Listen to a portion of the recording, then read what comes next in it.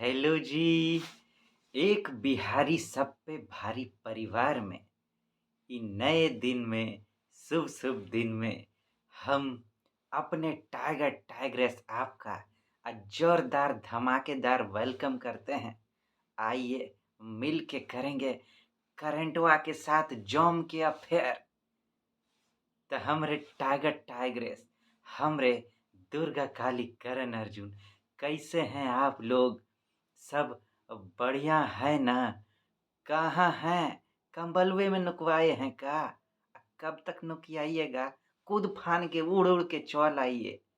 हम लोग को करना जो है, करंटवा ससुरा को निचोड़ निचोड़ के इसको पटाक पटाक के खूब सुतियाना है। काहे कि आप तो जानबे करते हैं, आपसे बेहतर कौन बुझता होगा इसका दर्द कि करंटवा कैसा कैसा करंट देता है। बाप रे बाप, भौकाल मचाए हुआ है। कंबले में रहते हैं तो गेट पे होता है ट्रिंग ट्रिंग, पेपर है पेपर, देखते हैं पेपर। इतना लंबा चौड़ा कितना सारा पेज का, मत पूछो भैया। और उसमें से अपना मटेरियल सब ढूंढना भारी आफत का काम। और ऊपर से करंटवा कहता है इतना में नहीं मानेंगे, ये तो अभी भाते दाल हुआ है, सब्जी कहाँ है? सब्जी दे देते हैं तो दही कहाँ है? दहियो दे देते हैं। ये है रसगुल्ला गुलाब जामुन के खिलाएगा? वो तो खिलाइबे नहीं किया आप। ये दोस्ती इतना डुबाता है, इतना डुबाता है कि क्या करें। मन तो कभी कभी करता है कि इसको ले जाकर, इसका तो क्या करेंगे, ये तो फिर दौड़ के आइबे करेगा। मन करता है छत पर से छाता लेके कूदक जाए पैराशूट जैसा, लेकिन क्या करें, ऐसा किया नहीं जा सकता है। तो दूसरा उपाय का, ससुरा इसी को बिना छाता के कुदका देते हैं। का विचार है आपका? आइए जरा इस्माइल इस्माइल के साथ इसको छाता से के बिना कुदका दिया जाए। काहे कि ये कितना टेंशन देगा, हम लोग तो मुस्कुराते रहेंगे। उसी मुस्कुराहट को देखकर ये जल भून के ससुरा ऐसे ही घायल हो जाएगा। क्या कहते हैं? आरो एक ठो बात बताइए, ठंडी बड़ा जोर हो रहा है, मस्त जबरदस्त, लेकिन आपके पढ़ाई के जोर में, मंजिल की तरफ जो आपका कदम है उसके जोर में कोनो गलत कमजोरिया सब जोर जबरदस्ती करने का कोशिश तो नहीं कर रहा है ना? अब देखिए, वो नया नया तरीका से आपको भटकाता है, तो आप भी नया नया सॉल्यूशन ढूंढिए ना, है कि नहीं? ध्यान हरदम सॉल्यूशन पर टिका डालिए, और उसको भी कोनवा में खोपचा में ले जाके टिका डालिए एकदम। आइए टिकाते हैं हम लोग अपने इस्माइल के साथ में। सुनिए कछु सुनाते हैं। एक बार जानते हैं क्या होता है? एगो मास्टरवा क्लासवा में एक ठो सवाल पूछता है अपना विद्यार्थी सबसे कि रे, तुम लोग बताओ हमको, एक ठो सवाल हम पूछते हैं, जिसको जवाब देना होगा हाथ उठाना, कि अगर तुम लोग को अपने दोस्त को 500 रुपया देना हो, उसको 200 का जरूरत हो, तो वो तुमको कितना लौटाएगा?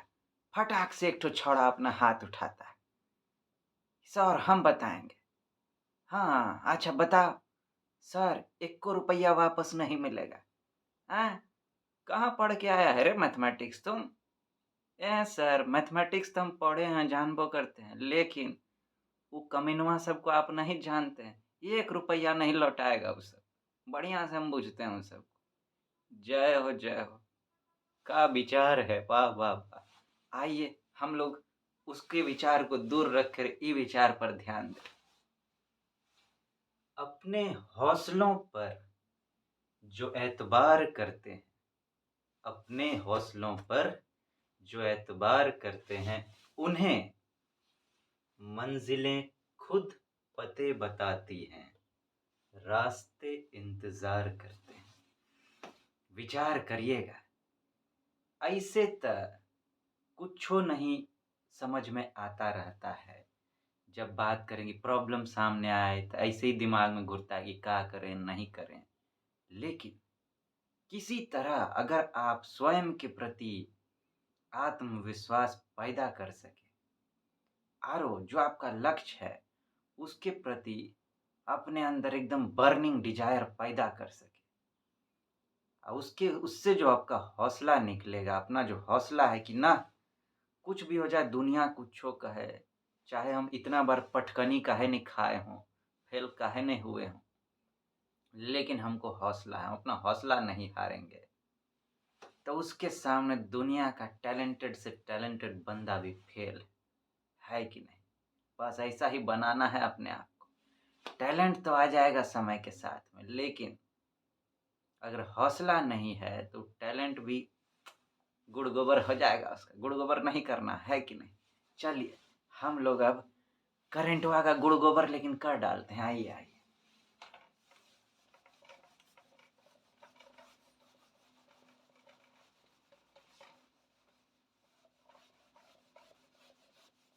आज का टॉपिक का है पहला, बड़ा इम्पोर्टेंट टॉपिक है। प्रीलिम्स में जानते हैं इस तरह का जो टॉपिक है, इस तरह का जो कॉन्सेप्ट है, उस पर यूपीएससी अक्सर क्वेश्चन पूछता है। यूएस फेडरल रिजर्व का नाम आप सुने होंगे, जैसे हमारे यहाँ सेंट्रल बैंक है RBI, reserve bank of India, वैसे ही अमेरिका के पास फेडरल रिजर्व बैंक है, फेडरल रिजर्व जिसको कहते हैं। कुछ टाइम पहले यूपीएससी प्रीलिम्स में इस पर एगो क्वेश्चन पूछा था कि फेडरल रिजर्व अपना इंटरेस्ट रेट बढ़ा देता है, घटा देता है, इससे भारत पर क्या प्रभाव पड़ता है, ऐसा करके एक क्वेश्चन था। अभी क्या हुआ है, आप पढ़े होंगे हो सकता है या सुने होंगे कि कुछ टाइम से बैकग्राउंड थोड़ा हम बता दें कि कुछ टाइम से फेडरल रिजर्व अपना इंटरेस्ट रेट बढ़ा रहा था, बढ़ाए हुआ था। तब भारत से क्या हो रहा था कि पैसवा सब निकाल के इन्वेस्टर सब जो है वो सब अमेरिका में डिपॉजिट किए जा रहा था। इस पर बात भी किए थे हम लोग।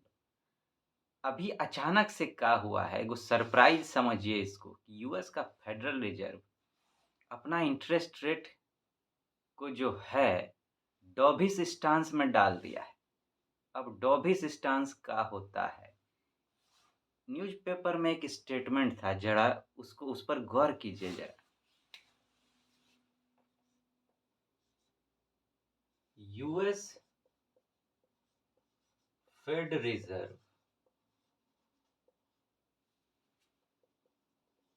डॉविस stance led to rise in Sensex.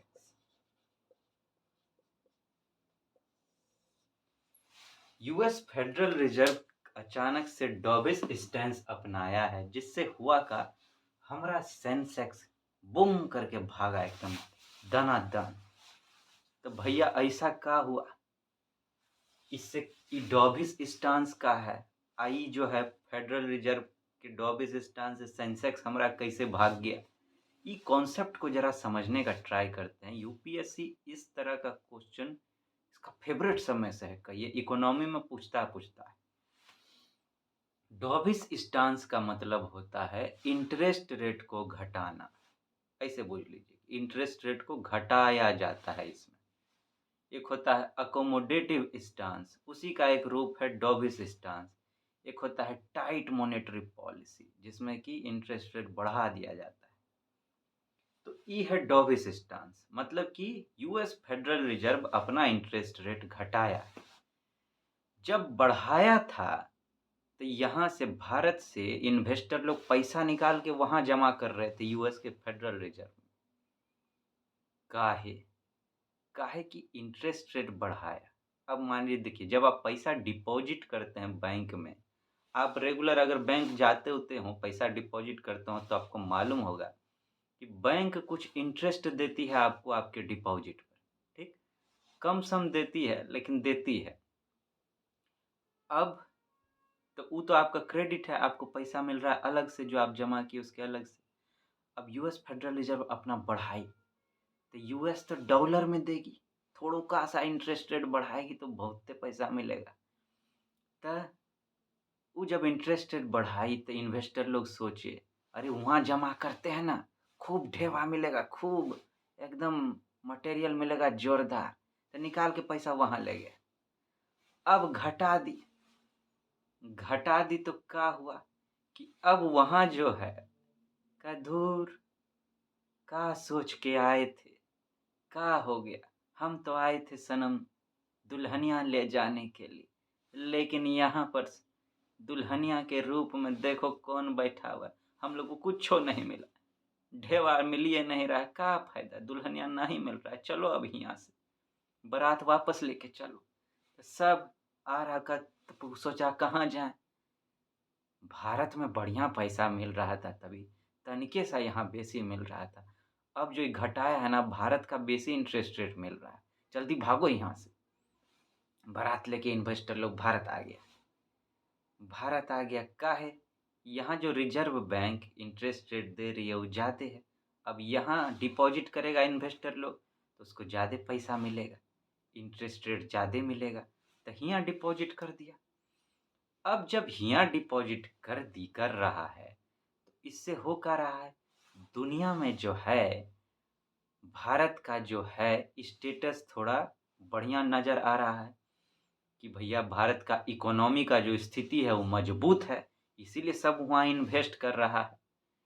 Economy मजबूत है, इन्वेस्ट कर रहा है, तो भारत के जो भी इकोनॉमिक इन्वेस्टर लोग होंगे, कंपनी लोग होंगे, ट्रेड वगैरह होगा, सबका जो है दुनिया में अच्छा स्टेटस जाएगा सबके सामने कि वहाँ सब कुछ बढ़िया है।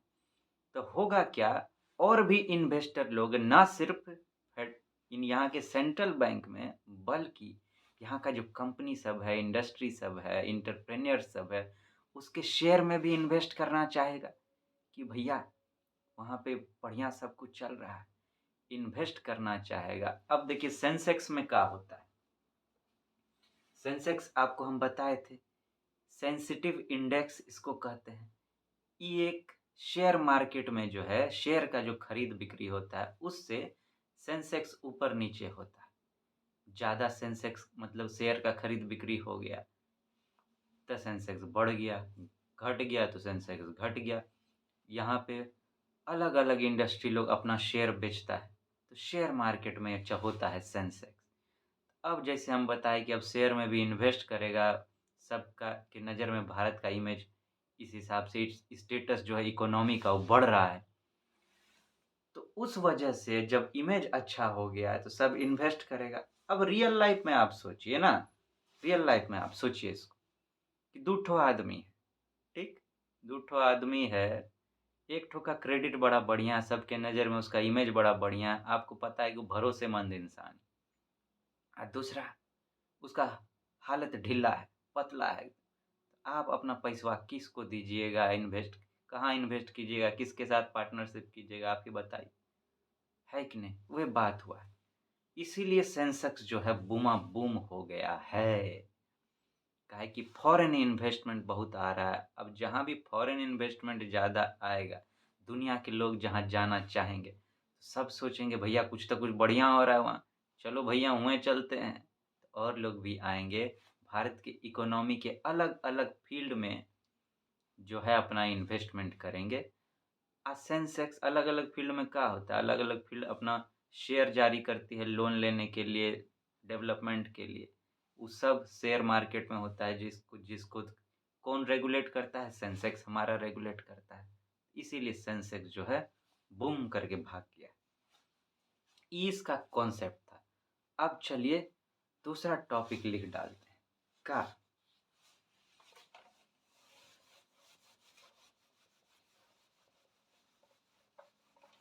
दूसरा टॉपिक जो है वो भी बड़ा इम्पोर्टेंट है, इंटरेस्टिंग है। ये टॉपिक जो है आपके इकोनॉमी के पॉइंट ऑफ व्यू से इम्पोर्टेंट था, अब प्रीलिम्स के लिए इम्पोर्टेंट था। ठीक, वैसे मेंस में भी आप इसका इस्तेमाल कर सकते हैं अगर करना चाहें तो फैक्ट के रूप में। देखिए, फैक्टवा का बस इस्तेमाल करना आना चाहिए।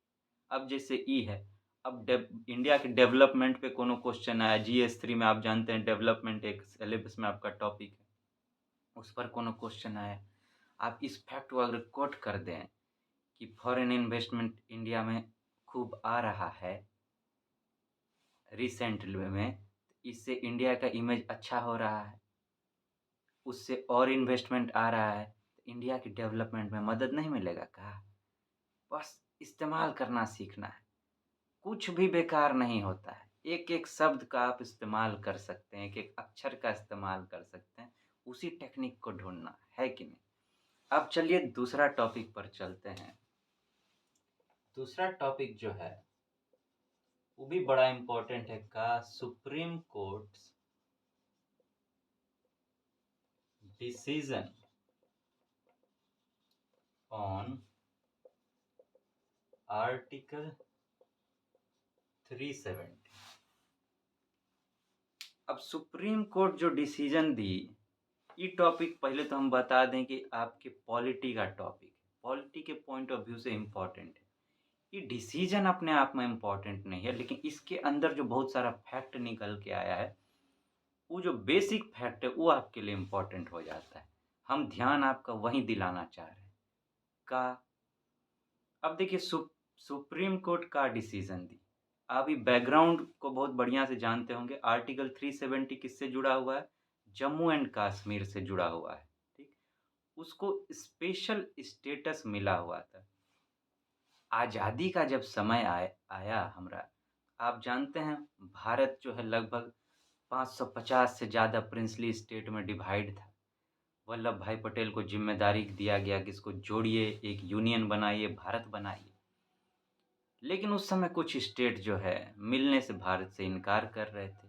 एगो हैदराबाद था, एगो जौनपुर के तरफ का था, एगो जम्मू कश्मीर भी था, तो इधर तो सबको मिला लिया गया जैसे तैसे। अब जम्मू कश्मीर को जरा फंस रहा था, वो कहा हम स्वतंत्र रहेंगे, उसको दिया गया कि या तो पाकिस्तान में मिलिए या भारत में मिलिए, वो कहा नहीं हम स्वतंत्र रहेंगे। लेकिन का स्वतंत्र रहता, पाकिस्तान उधर से हमला बोल दिया, नहीं हम तो हथियार ये लेंगे। तब वहाँ पे जो थे महाराजा हरी सिंह, वो जवाहरलाल नेहरू जी प्राइम मिनिस्टर थे, वो मदद मांगे, तो प्राइम मिनिस्टर जी कहे पहले इंस्ट्रूमेंट ऑफ एक्सेशन साइन करना पड़ेगा आपको, मतलब आपको भारत में मिलना पड़ेगा, तब मदद करेंगे। मदद की, मिले, साइन किए, तो भारत भी मदद किया। लेकिन उस समय जो वैसा स्थिति था कि चलो भैया कुछ मिलाना है, तो उसके लिए मिलाने के नज़रिया से कि कुछ इसको खास दे दें तो मिल जाए, स्पेशल स्टेटस दिया गया। स्पेशल स्टेटस दिया गया, आर्टिकल 370 में इसका प्रोविज़न था। लेकिन वो एक टेम्पोररी प्रोविज़न था। ठीक? क्योंकि उस समय मिलाना था, सुप्रीम कोर्ट भी यही बात बोली। सुप्रीम कोर्ट क्या बोली? आप जानते हैं कि कुछ टाइम पहले प्रेसिडेंट अपना पावर का इस्तेमाल करके इस आर्टिकल को इनवैलिड करार दे दिए। मतलब JNK का जो है, जम्मू कश्मीर का स्पेशल स्टेटस हटा दिया गया, उसको पूरा तरह से भारत के संविधान के अंतर्गत कर दिया गया। कोई स्पेशल स्टेटस नहीं, अलग दर्जा नहीं, और उसको 2 भाग में बाँट दिया गया, जम्मू एंड कश्मीर और लद्दाख। आप जानते हैं